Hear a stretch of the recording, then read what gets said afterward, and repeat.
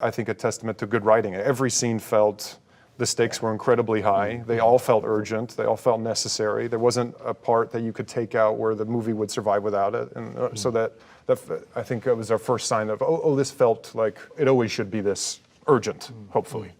I was a Marine with 1-1 Weapons Company, 81's platoon out in Camp Pendleton, California, selling vacuums, telemarketing, cutting grass at the local 4-H fairgrounds. This was my world going into September 2001. I felt like, compared to the military, acting isn't going to be that hard. Obviously, the stakes are completely different, but it's still high pressure. It's a different group of strangers that you're forced to be intimate with in a short amount of time. And you're trying to fulfill a mission that's bigger than any one individual part. It's about the story overall, not your role in it. Being an actor is it forces you to be empathetic. It forces you to exercise that muscle in a way that I think most jobs don't ask you to. The people that are around you is in constant rotation. You have to figure out a way to diplomatically argue your point and like get your point across, but also be respectful of it. I feel like that's the thing about acting, is that you, regardless of how often you do it or how long you do it, you never figure it out. I don't think you'll ever figure that out, Wes, so I think people keep doing it. I was like, well, okay, if it looks good, you can do it. If it doesn't look that good,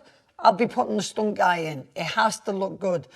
So, but he did everything. The nature of creating anything, you have your idea even at the start of your movie of what it's going to be, and then over the course of it, because you have to give it away to people, you give it to the actors, you give it to the set design, you give it to costumes, it evolves into something that you don't anticipate. So I don't think you could ever anticipate what it's going to start out as and what it finishes. But I don't know.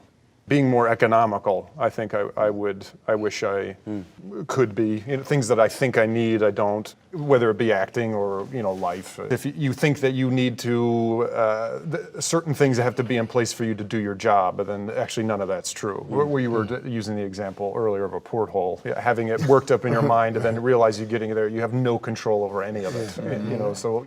Or doing homework and research and losing weight and putting a bunch of weight and then feeling comfortable to let it all go because none of that is helpful because your scene partner is drunk.